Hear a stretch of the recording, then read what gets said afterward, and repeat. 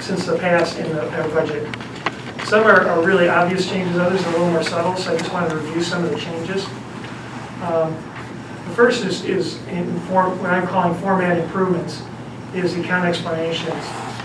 So you'll find that behind every department they'll have detailed narrative which will explain each of the accounts that are used in that department, and it gives you a better idea of what types of expenses are in that account. So, for example, training, costs of employees and agency officials to attend webinars, industry meetings, professional development seminars, including but not limited to transportation, meals, lodging, tuition, and registration fees. So it just gives you an idea of what we're spending in that category. Another thing that we've done to improve our budget this year is we've separated out our operating and capital revenues and expenditures. You'll notice that this little example that I put up here is just a copy of the first page of that 2016 budget, version 2.1, and it shows how the operating revenues and expenses are separated out from capital revenues and expenditures.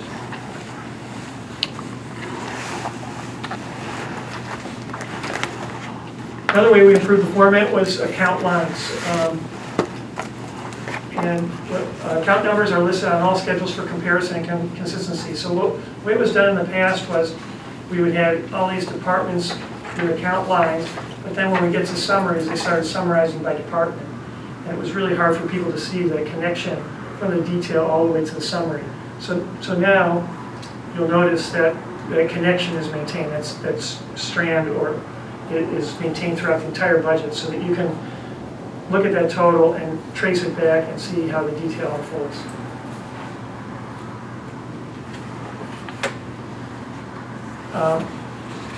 We've also added an extra year of data. So now you can look at 2014, 15, and 16. And 15 is shown in the budget as both budget and projected actual. So there you can see how it's set up with just those column headings. And then the variances are between what I would consider the two most current pieces of information, which would be your actual projected, what we're assuming will be our actual expenses for this year against next year's projection or budget. So those will be your two most relevant pieces of information. So you'll see the differences and then the percent differences. Another thing that was added to improve the budget was unused accounts. In the past, we just showed the used accounts for every department, and it seemed to get confusing because it was like, well, what happened to that account for that department? And so now, throughout the budget, you'll see accounts highlighted that are not used in that particular department. And we do that just as a matter of completeness, so you have an understanding of what's being used, what isn't being used, and in a sense, you'll see the complete picture.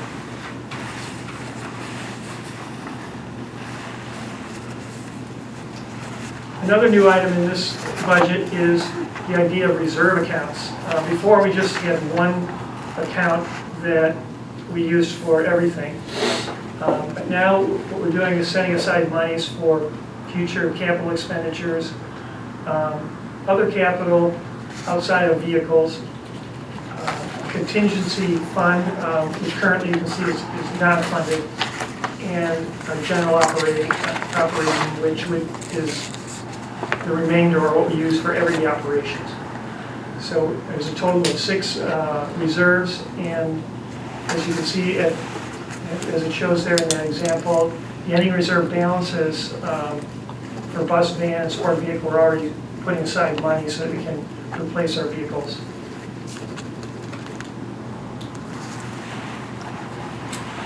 Okay, so now I'm going to shift gears a little bit and talk about the budget organization. This is it's really critical to just understand this organization to read the budget. You'll notice that on page 2.1, and I'm not saying you have to look at it now, but in the budget summary, it follows this format. And logically, you start with your beginning reserves. you add your operating revenues less your operating expenses, add your capital revenues less your capital expenses, and then you'll have your ending reserves. So that's the logical flow of this budget. And so what I'm going to do is I'm going to take on a little bit of a tour of the budget using this organization. So if we look at beginning reserves, you can see that beginning in 2016, we'll already have put away just a little bit of money for a bus. We're planning on putting up, what is it, $236,000 for van purchases. And I can tell you a little story about that one. We have a grant, which is a 5% match through the state of Washington to purchase 12 vans. And we need to fill those within about 18 months from the time that we receive the vans. If we don't, then we end up having to pay a 35% match. So what we're doing is planning by putting that other 30% away in case we can't reach that goal. So we don't want to be left short if the public doesn't respond in a really positive way by filling those vans that we're going to take on that grant. So trying to be a little proactive that way. We have a support vehicle. So can we ask questions? We could, yeah, I think we could do that. Or we could leave questions to the end. I was planning on taking questions and comments at the end. But if you have a question, Just a quick one about the vans. Sure.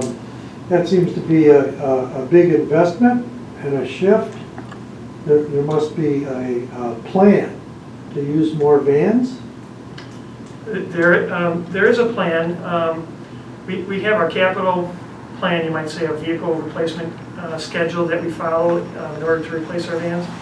And then this grant that we are taking on assumes that we're going to expand our fleet. And that they'll offer us a 5% match to do that. If we're unable to do it, then it kind of falls into the category of replacement. And then we would need to pay an additional 30% on the purchase of those vans through this program. So yeah, we'd love to expand our fleet. The van program is really the most cost-efficient way that we move people in the county. And it's a great program, and we'd like to see more people using it. Okay, go ahead. To detail that a little bit further, I don't want to take up too much time on this particular slide, but to give maybe a better understanding of where we are in replacements, you'll see higher numbers in the bus replacement lines in the coming years as the buses come up for replacement. We'll be putting away more reserves for bus replacement. So in the upcoming years, you're going to see more money going towards bus replacement and less in vans. And it just so happens that this grant opportunity came along for us to be able to spend that kind of money for replacement and expansion of our van pool program. But we do have our TDP, which is a 5-year plan for projections of the fleet and all of our capital facilities, capital items, and how we're going to pay for those. So in the following years, those numbers are going to change quite a bit as time goes on, as each year our needs and our priorities are going to shift a little bit. Oh, you're taking advantage of this grant opportunity. Right. This right. push of this That's demand right. issue. Okay, thanks. And you'll see a small amount for support vehicles. We've actually surplus some of our vehicles, and the money we got from that support vehicles, and they would be support staff that would support the buses if they break down or whatever. Some of the vehicles that we use for that have been surplus already, and you can see we're starting 2016 with about $35,000.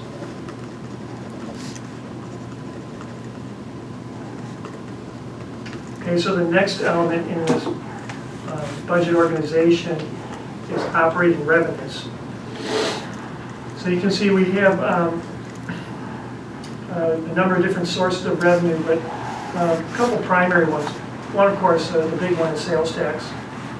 And we're estimating that sales tax will increase by 3%. We also, another big item is our contract revenue. And our contracts are with the state of Washington to provide service for things like the Tri-County Connector, or we have a service down on the south end of routes 1, 5, 8, and 7 that is linked to our tax equalization, and then our paratransit formula contract is linked to our routes 10 and 12 North York Harbor. And then, of course, we have van pool, which we are expecting, or at least budgeting in a conservative way, to be the same in 2016. Even though we're hoping to expand our fleet, we can't necessarily count on that, so we're being as conservative as we can. So it's showing to be about relatively the same. Then we have some other miscellaneous things like interest and very small grants from RTAP, or no, it's WISTIP, which is a local Washington organization. Kenny, Sure. the sales tax increase you mentioned, you're anticipating 3%. Does that involve a vote by anyone? No, the sales tax, we have the public has already voted for 0.9% to apply to Island Transit.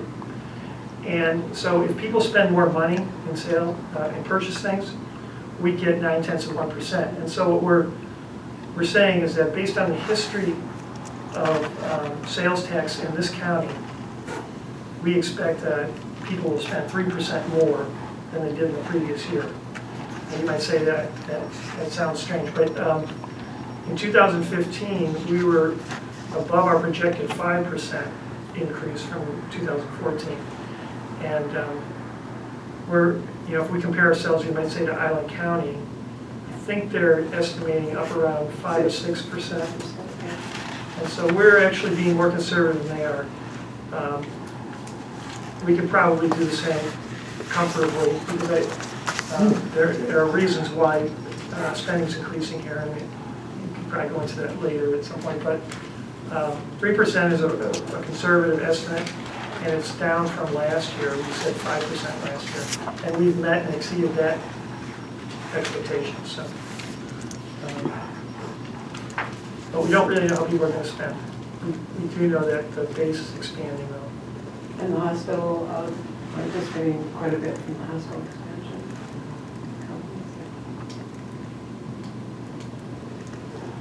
So or I should say, our operating revenues can be broken out further into contracts, grants, and local matching. So a big part of our revenue, like I said before, is contracts, and then there are other grants that come through either for, and in this case it's really capital, so I'll stay away from that, but it's all part of the schedule that's in the budget. And you can see that on that, I think it's on page 3.1, it breaks out the total amount granted to us, the total amount that we're going to be using, and the match. So with our operating grants, there's no match currently. There was last year, but there isn't this year. And you can see with the capital grants, it's they're varied matches, anywhere from 5% to 20%.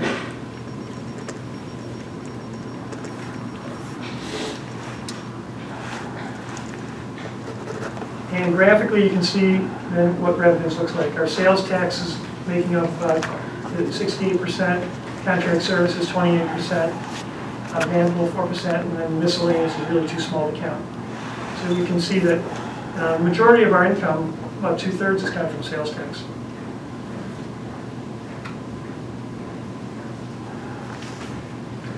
So once again, some of the revenue assumptions. We're assuming 3% increase in sales tax revenue. We already have contracts in hand from the state of Washington for the next 2 years, which is actually a 25% increase in contracted services. So that's a positive thing. And a lot of it has to do, of course, with the Tri-County Connector, and then, of course, what I said before, with paratransit and rural mobility grants that we have signed through the state of Washington Department of Transportation. There's very little or no change to the van pool income shown, and I took out anything to do with fair income that was left out of the budget, and there's nothing to do with 412, which you might have been reading about in the newspapers, which is called the Ever Connector. And it was a legislative grant that we've been given, but I guess there's a lot of history to it. It's tied to a fair, and it was created, I guess, by Paul Hayes,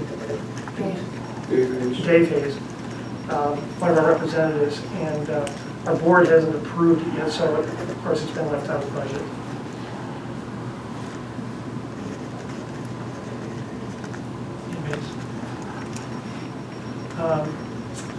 Our next piece of the budget after operating revenues and operating expenses. So this is a list of our summary of operating expenses. And it's probably too large to talk about each item individually, but some of the highlights, things that you might want to know about is it looks like fuel and lubricants is going way up, over $200,000 increase. But if you not only look at the difference between actual and budget, but also maybe budget and budget, 15 to 16, you'll see that we budget a lot more in fuel than we necessarily spend, and it has to do with fuel prices. So we budgeted $3.50 a gallon for both diesel and unleaded. And in this past year, prices have gone down as low as $2 a gallon for us. So the savings for us on an annual basis, at least in 2015, might be as much as $500,000. So, but we have to budget for higher fuel prices because historically, in the last like 10 or 15 years, it was around $3.40 historically as an average. So we have to play that average game just to keep us safe financially, so that we have the reserves available to spend for needed fuel. Let's see. So graphically, this is how it breaks out. Budgeted operating expenses, about 73% is wages and benefits.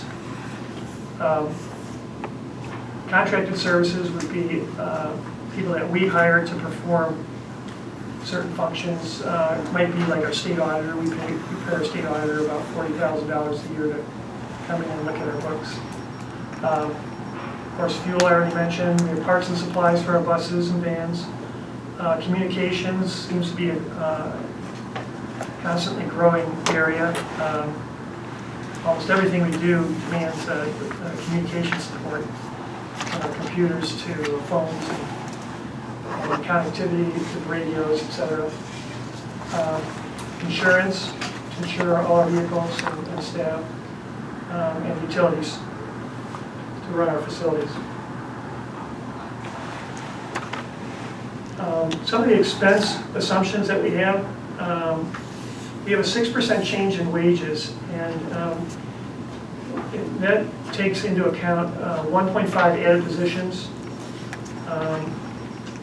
step increases, and also a contingency to allow the board to make decisions during this budget cycle. So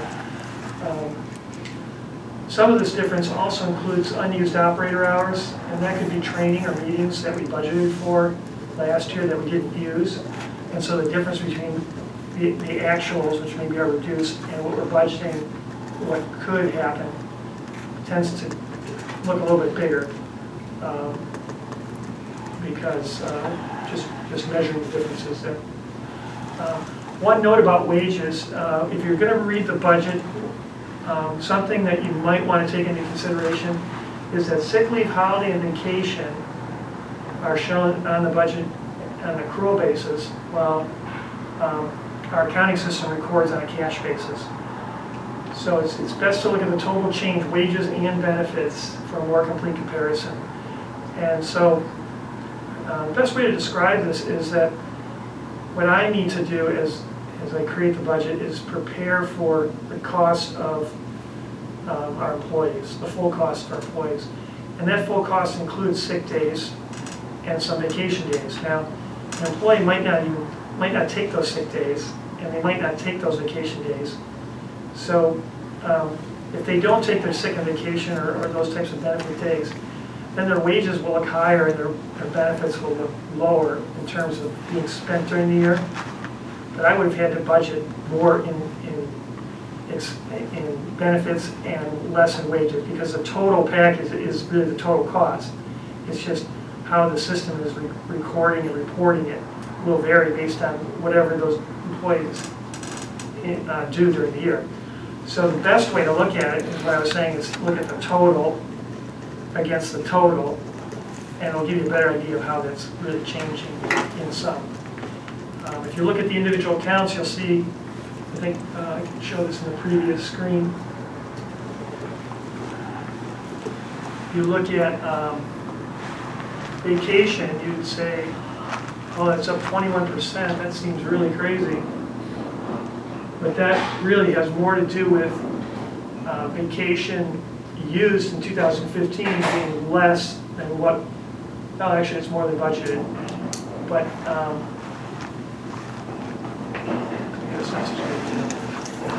I'll look at floating hours.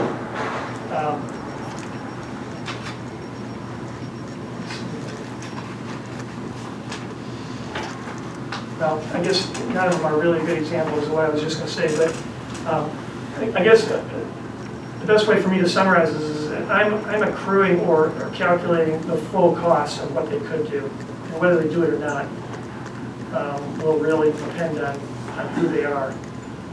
Do they want to take all their vacation in a particular year? And if not, that difference will be greater. So it's better to look at the sum of these accounts. And the accounts I'm talking about would be salary and wages, sick leave, holiday, vacation, and floating holidays. So take those 5 accounts, add them together, compare it to the other 5 accounts, and you'll get a better idea of the differences of the changes. Medical insurance premiums have increased by 6%, and our PERS rates have gone up about 21.5%, from a little over 7% to a little over 9%. So that's a 21.5% change for us. So, I think that probably has something to do with how the stock market's doing and what our state retirement system has decided to charge in rates, so they probably catch up. So even though you're a nonprofit, your employees are public employees? Well, we are a nonprofit, but we're, I guess, a public organization in the state retirement system. In the nonprofit. As a nonprofit. So we're a public agency, and we participate in the PERS retirement system.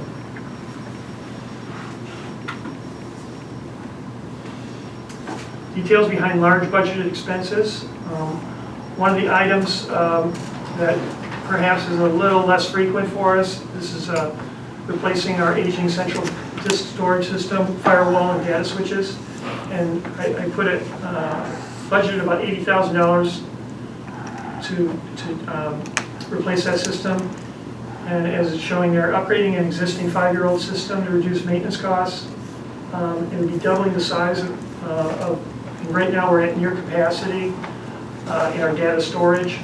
So it would double the capacity with the possibility of close to tripling it.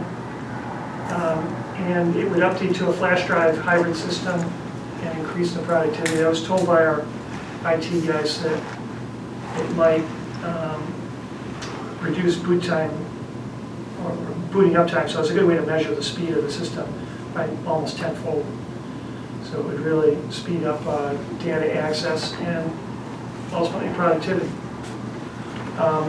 Need for contracted professional services.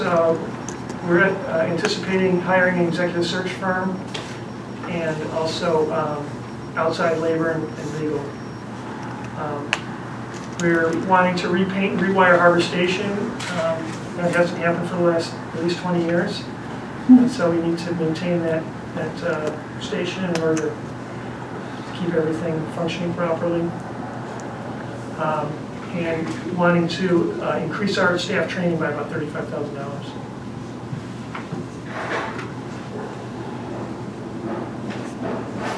So if we get back to the organization, there's budgeted capital revenues and transfers from capital reserves. This gives you really a summary of the type of capital that we're wanting to purchase. We have Parker Road, which some of you may or may not be familiar with this, which would be working this intersection area close to us, just south of us. That would include a couple bus turnouts and a little road work done by Washout. We plan to purchase 13 buses at the cost of about $1.2 million, almost $1.3 million. And those are light buses, so 13 light buses. 12 van pool vans. What do we have? It costs a little over $300,000.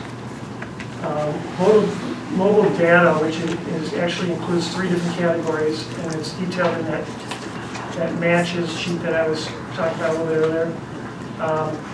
Includes security cameras, bike racks, and software for enhanced communications. We have a Parker Road bike rack that's detailed separately at $10,000, and a couple engine rebuilds, 2 engine rebuilds at about $36,000. And then you'll see we also have,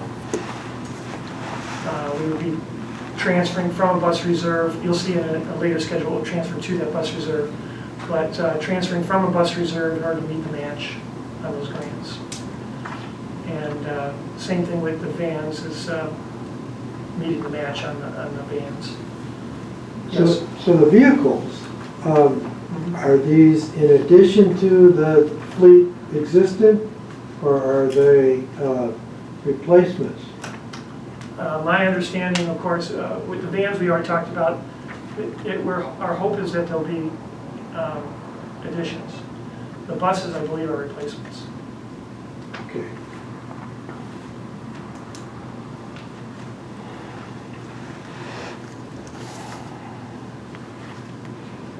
And this is the way our budgeted capital revenues will break out. We have buses take up about 58%, Parker Road 13%, mobile data 14%, and vans at about 14%.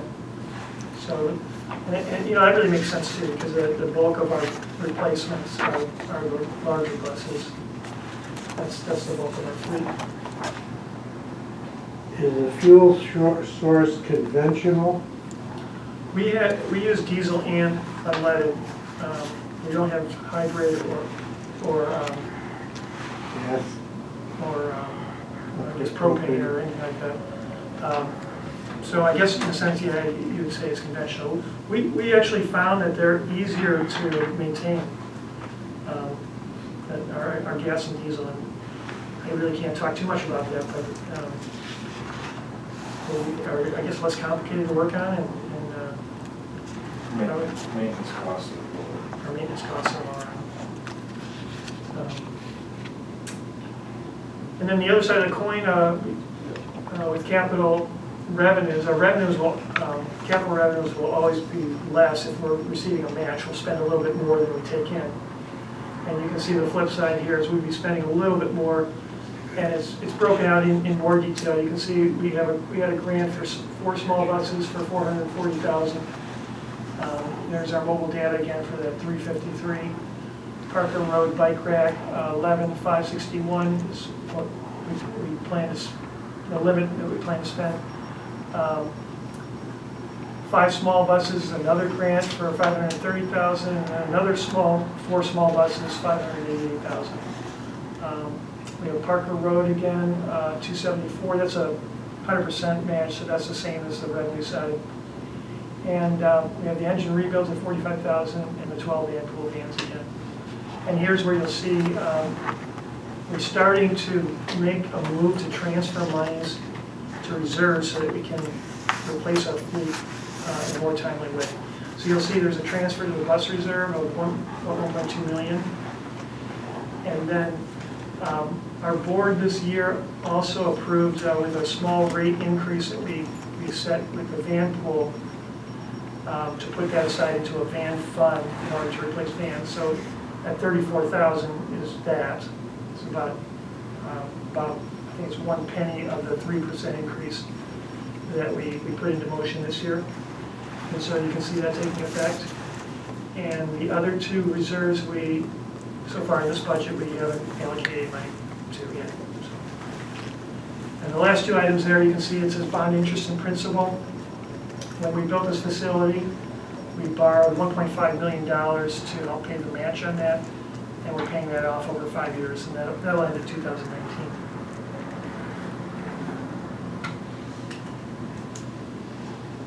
And again, similar to budgeted capital revenues are the expenses, and it just shows graphically the breakout with the addition of this bond expense, about 11%.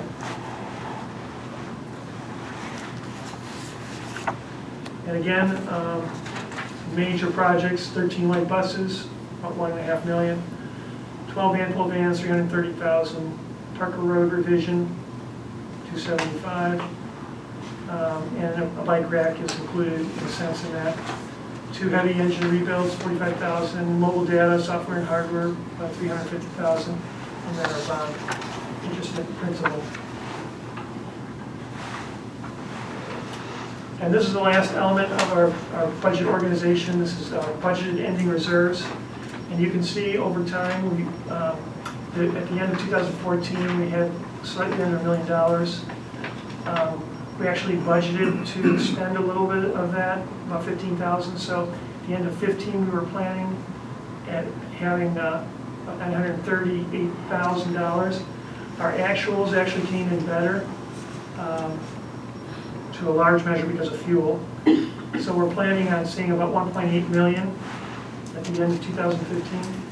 And if our budget comes in exactly as we show on paper, we end up with about 1.9 million in a general operating reserve at the end of 2016, with a couple other reserves, but almost a little under $1 million in the bus reserve, $250,000 in our van reserve, and just a little over just $35,000 in our support vehicle reserve. So you can see we're making a real commitment to create reserves and try and plan for the future. And this graph shows in 2014, it was all operating reserve, general operating reserve, just slightly under $1 million there. And you can see that in 2015, we're expecting that to grow. And we're starting to build other reserves. We have a van and a little bit of a bus reserve. At the end of 2016, you can see again, the operating reserve hasn't changed very much, but the bus reserve has. And so our total reserve, of course, would be much, what was that number again? A little over $3 million total reserves. And that's the end of my presentation. So what we're going to do now is if anyone has any questions or comments, feedback or anything like that, is we'll take that down and talk it through after this meeting's over. Yes? Could you briefly explain the Parker Road bike rack?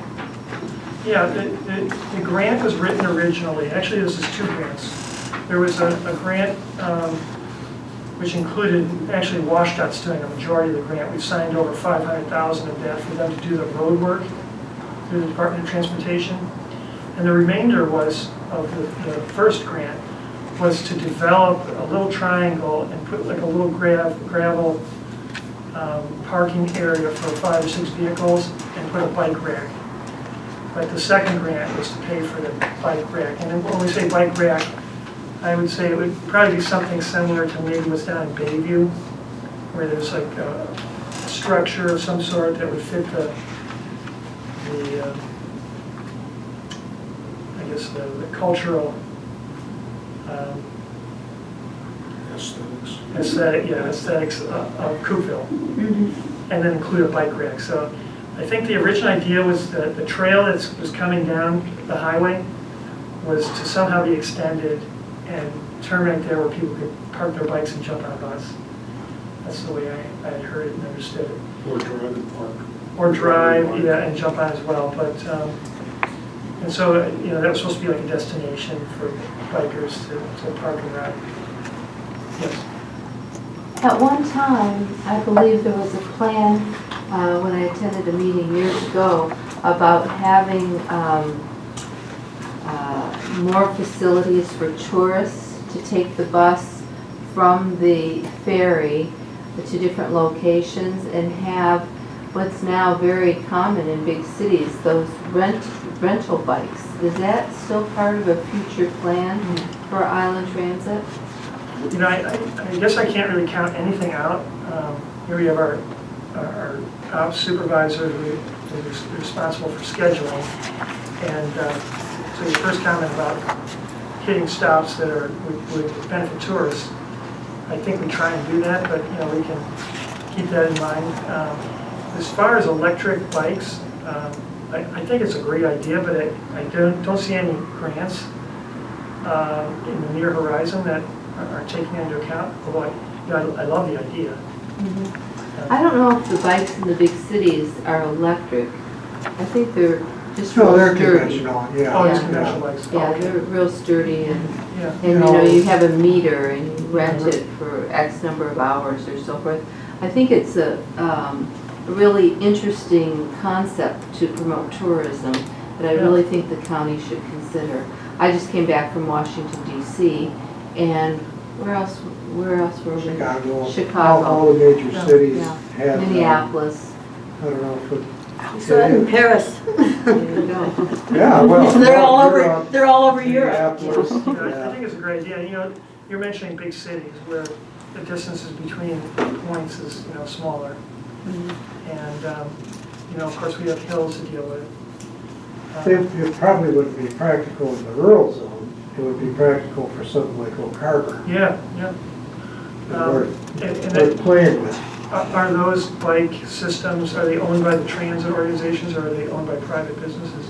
They seem to be owned by the By transit, transit. or the city anyway. They don't seem to be private, but, who knows, it could be a cooperative thing. Victoria has one that's owned privately, I believe. But they're big, a good model. It's not that big a city. But it'd be interesting to explore, Yeah. especially since there's a push in Oak Harbor for people to get more active. We know that they have that need. One thing that I'm concerned about is the focus or the dependence on conventional fossil fuel as a energy source for these vehicles. Doesn't seem to be very forward thinking. We know that the fossil fuel age is going to have to come to a close pretty quick, or everything's going to be closed down pretty quick.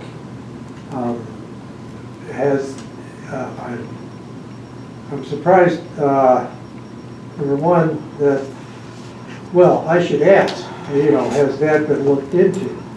And number two, are there possible grants available? I understand, that this is more sophisticated and different technology, so training and maintenance might be more, especially in the beginning.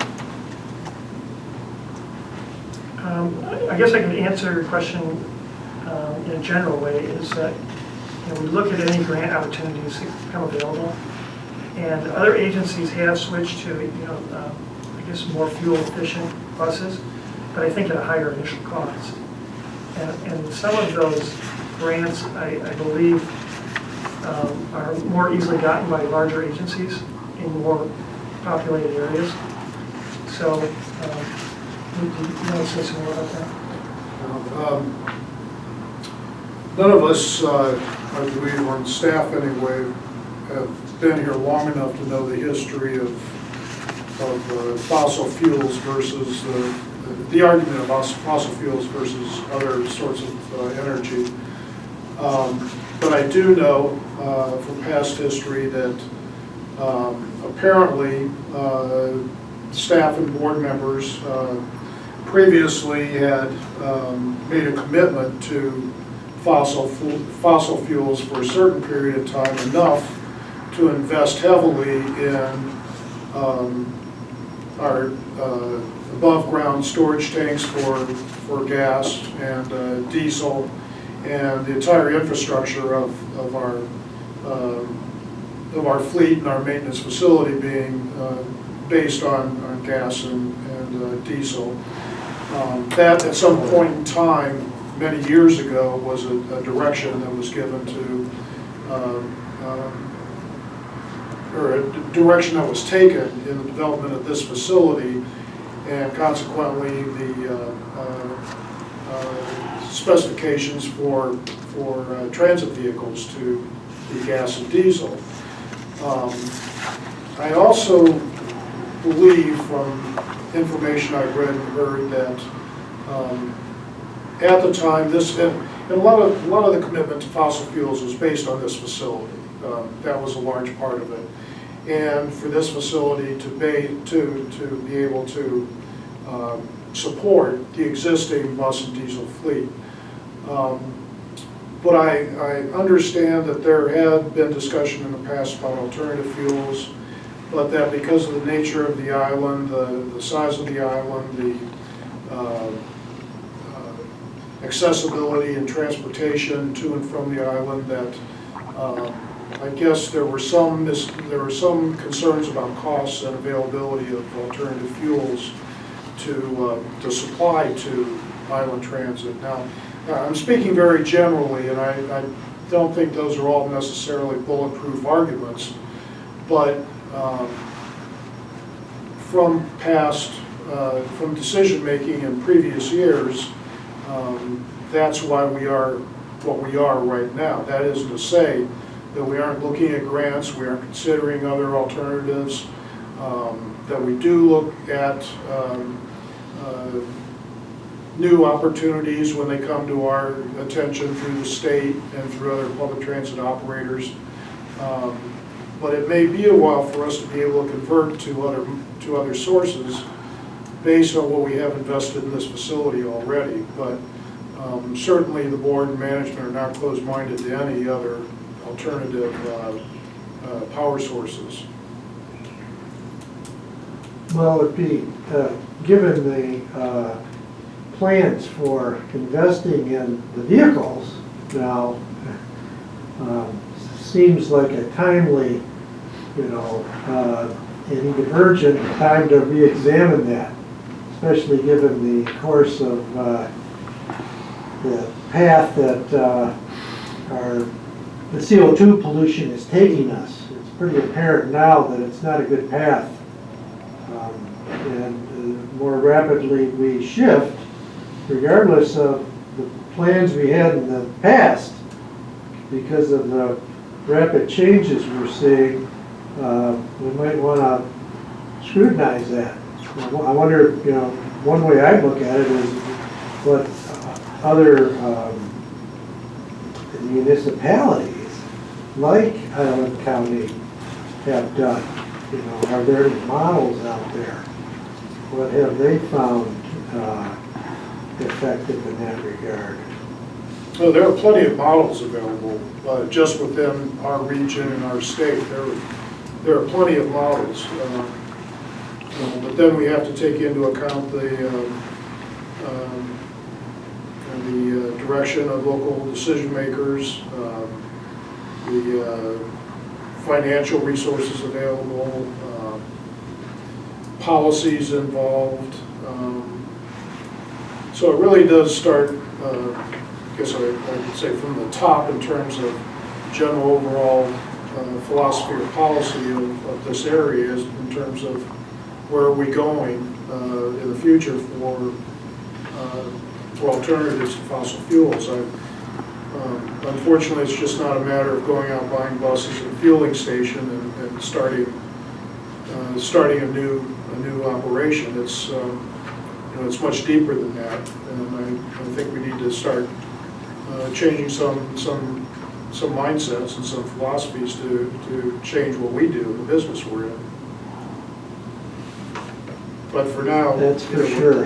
We're kind of locked in. We know that. No, we're kind of Well, locked in. Mother Nature is, unfortunately. is weighing in on that.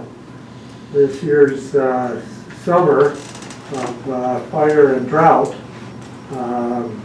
and just this week's epic, it's not my term, biblical flooding on the East Coast should be an indication that we need to shift. Well, a large portion of this budget is, of course, we're talking about spending money on buses where we're in contracts in hand, but it's also putting money aside for future buses that are still really not contracted, so we're putting aside money to purchase future buses, and we don't really know what those buses are going to be yet. So, Well, what's the lifespan of a bus? it depends on the bus, and, Ken would be much better to talk about that.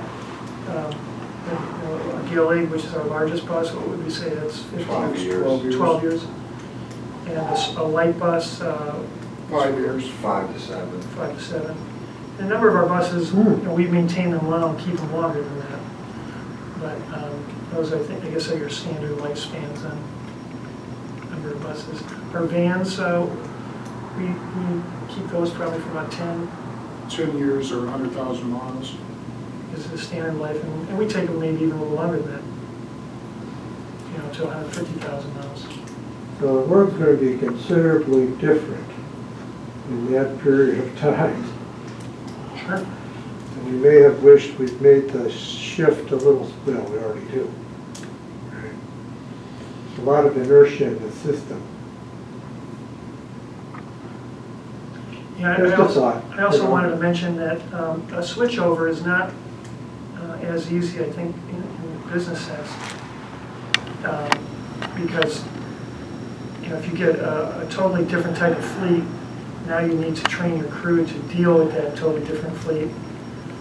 So you got to deal with 2 fleets instead of 1. And in a way, it's good to have a fleet that has similar, I guess, Change is hard. vehicles that you can There's a maintain lot in a of similar way. There's a So- lot of upfront costs, Right. but there's also, the consequences of stalling and delaying and ignoring realities. Right. Any other questions? Input? So there's a big controversy now about fares, charging fares. Can you talk a little bit about, the budget consequences and the pros and cons? Previously, the previous director was pretty convincing when she talked about, the advantages of not charging fares, just financially, let alone the obvious disincentives to riding the bus.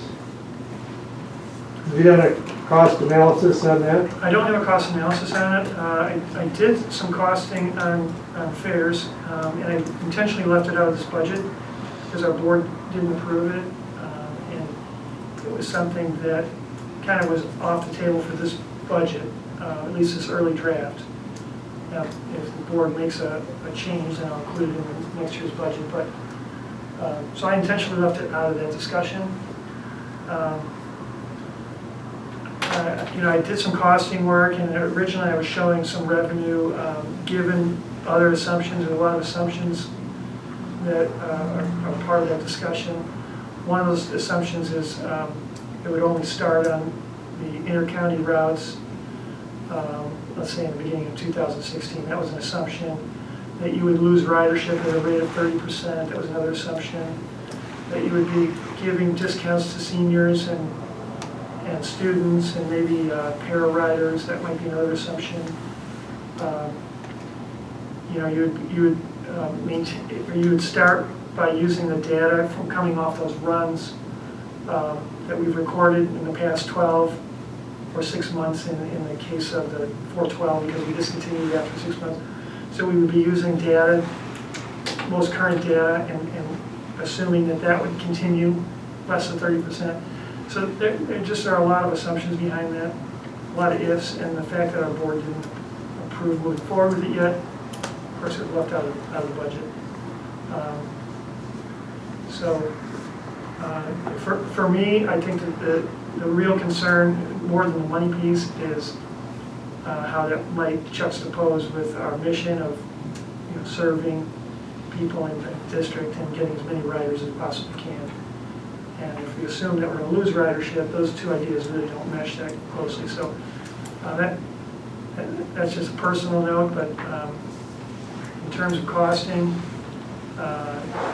we were just talking about inter-county routes for the first 2 years, and I think starting in 2017, 2018, how that would possibly, given maybe a whole new set of assumptions, extending to the entire system. So that was the discussion or discussions that we've had. Of course, none of that has been implemented yet. So financially, I'm not going to move forward with it until the board directs me to do that. I was pleased to see that the fares weren't in this budget. Perhaps I misunderstood or was misled by the article in the newspaper. I thought tonight was a discussion of whether the board was going to choose to do that or not. Where is that in the decision-making process? I'm not absolutely sure about that, so I'm not going to comment really on that one. But I think what you read in the newspaper is we put together a state report that projects for the next 5 years what we're going to do. And it's kind of like, a big pot of soup. We have to throw everything that we could possibly do in there, and fare revenue was included in that plan. It's kind of, the state asks us to look forward so that they can look forward. And we included fare revenue in there in the way that I described it. So everything we put in that 5-year plan, we don't necessarily do. Things change. And we just have to make our best guess based on what we're hearing in the moment. And in the moment there was the end of August. And you put in everything that's a possibility. Is the process that there would be public hearings before the board would make that decision? Yeah. Yes. Absolutely. A very heavy outreach process, public meetings,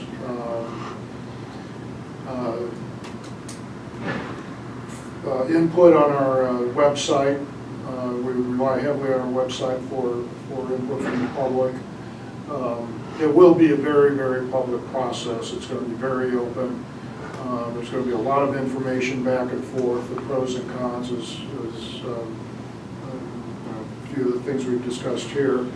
But we're not at that point yet where we can,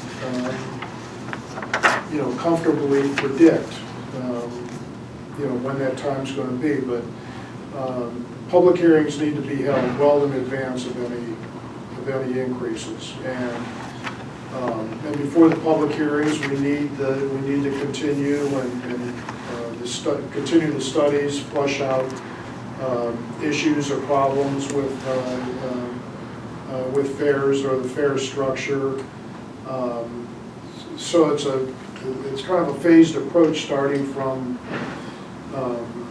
studying the issue or studying the problem to the point of applying a lot of different variables as to what would produce adequate fares for us to even collect fares, and present a program that makes sense to the public as well as management and elected officials in terms of providing a reasonable revenue source. So when management is studying and looking at these variables, will there be public input to that process so that you don't end up with a proposal without any public That will input? all be up for open discussion as far as what goes into any formulas or any thinking that comes from management and staff and the board. I mean, all of that is going to be hashed out and provided to the public for comment and for input. it's not going to be a closed public process. It's going to be an open, fluid process where we may need to go back a couple or 3 times to the public after we get various types of information that need further consideration or further analysis. So it's not going to be a process where we already have our minds made up and go out and tell the public what we're doing. We want to know what the public thinks and for the public to understand what we need to consider as well. Will having our email address on the sign-in give us updates or information about where you are in that process? Sure. Is that, so it's, apparently, depending on the article in the newspaper, isn't the best way to know when the hearing is. Come to us directly. If I could get some updates, rather than having to check the website regularly, and if I forget to check it, I miss something. Sure. Sure. Thank you. Any other questions or feedback? Just a request, Paul, can you put that, is that online? That will be online. I think it is already, isn't it? No, I think it's Oh, not yet. It will be. One last question. I have to plead ignorance on Representative Hayes's 412 proposal. Can you just give us a Yeah, I can. outline or highlights? Yeah, through the legislative session, he appropriated $1 million to be split between us and Skagit to provide service between that corridor and Everett Station. And so our part of it was $500,000 over 2 years, or $250,000 a year. And it was, I think it was originally thought of as a money to replace the old 412 service, which was between Camino Island and Everett. And part of that bill had the stipulation that we had to charge fares at a certain percentage in order to benefit from that grant. So that was, I think, basically the terms of. In order to claim the grant, we need a plan in place that demonstrates we have a fair policy in place, we have fair rates in place, and we actually begin collecting the fares. The fares were intended to represent 8% of the operating costs of the service. 8%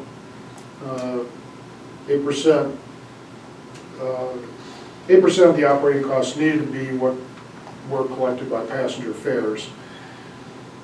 Whether we collect that revenue at $1 a ride, or $2 a ride, or $3 a ride, we haven't determined that precisely yet, but we still need to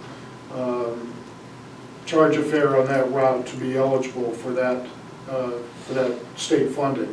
Another interesting aspect of that bill is that until we start collecting fares and implement that route, the $500,000 that's set aside for Skagit Transit doesn't get paid to them. So in effect, it kind of holds them hostage until we develop our system for 412 and collect fares. So Skagit Transit is a part of this whole program as well. Thanks. Okay, any other questions or feedback or anything? I should mention we have 2 of our board members in the house tonight, Till Johnson and Jackie Henderson, so I appreciate you coming. And if you don't have any other questions, my email is on this document too. If you want, you can always send an email to me and ask me a question about the budget.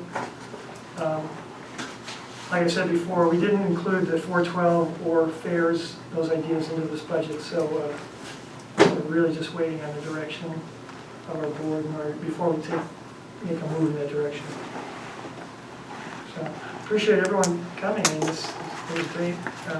Went a little shorter than I thought maybe, but